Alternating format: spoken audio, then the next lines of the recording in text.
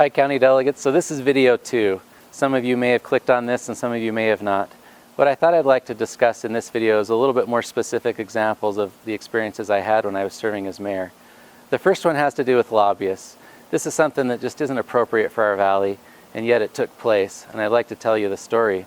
So I want you to picture you're a mayor of your city. You show up to a meeting, there's about 30 mayors there, and they hand out a piece of paper to every mayor, and they say, surprise, this is the transportation funding your city gets for this sales tax portion. And every city has a different number. Sandy and Draper get big numbers, and Taylorsville gets a big number. And then we look at South Jordan and it gets a very small number. You look at West Jordan, it's a small number. You look at Harriman, it's a small number. And all of the West Side cities really got a small number. And so then one of the mayors asked, where did this funding come from and how was it scored? Well, it turns out, after we did a little digging, that a lobbyist went into a room with a couple county council members and the county mayor, Ben McAdams, and they, on the back of a napkin, wrote down numbers of how to divvy up $47 million. This was completely arbitrary. There was no scoring, and there was no real public input or need-based awarding. It was really, had the cities hired a specific lobbyist. I actually told Ben McAdams about this problem, and he admitted it was wrong, but said that he could do nothing about it, that it was the legislature and that they were too powerful. I talked to our county council member, and he said there was nothing he could do about it. He was supposed to be representing the cities who were being robbed of this fund.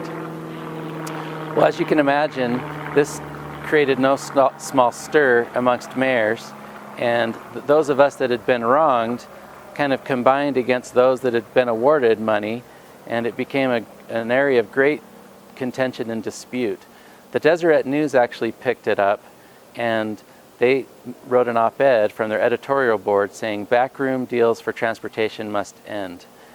But I got to tell you, this experience was probably one of the biggest sparks that made me realize we needed good people in the county council and people that understood these funds and understood how they were appropriated. And so I'm happy to report that the legislature actually did change the rule, that it had to be a public process with scoring, and so the funding for the years after this event have been more equalized. But I think they can do better. I think they can actually just make it on a per capita basis. There are other funds, particularly the ZAP fund and the TRCC fund and the Corridor Preservation Fund, which are still very politicized. Another example I'd share about the ZAP fund is we looked at all of the ZAP awards one year when I was serving as mayor of South Jordan City, and we found that the ZAP award was actually given more to the east side.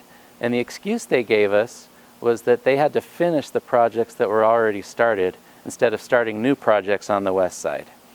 Well, as you can imagine, this has created a huge disparity east side, west side.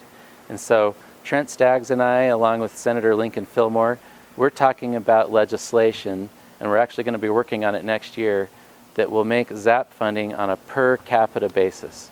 The ZAP law was passed in 2007, and it's been extremely politicized. There's committees, there's lobbying, there's backbiting, there's all kinds of things that happens with that money, and yet we all pay into it equally.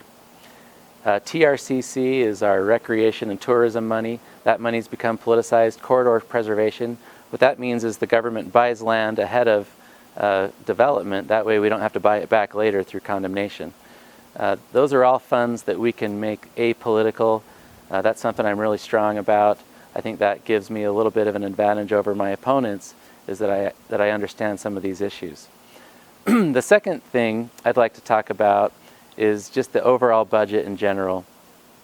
When I look at my property tax bill and I see all the services my city provides me, they provide me sewer, they provide me police, they provide me fire, they provide roads, they even provide some festivals in the fall and in the summer. The city just does so much more for the dollar than what the county provides. And no surprise, our good Republican members of the county council, they have been able to identify vast amounts of waste within the county government. Unfortunately, they haven't had the votes. So we really need to get them those votes. I'm running for District 2. We have a good candidate, Laurie Stringham in Kearns. She's running at large against Shireen Gerboni. We also have Dee Theodore she's running, and Sandy, I think she's a strong candidate. And then, of course, if we can get a new county mayor, that'll make a world of difference. I don't want to make this video go too long, but I wanted to just share those more specific examples of things that I saw as mayor and things that just really makes me feel like I'm ready to hit the ground running. I feel like I know exactly what needs to change. I need to link arms with the right people through persuasion, and we need to work on those relationships to make sure that the county makes the needed changes. Again, this is Dave Alvord. I appreciate you listening, and I would appreciate your vote on Saturday.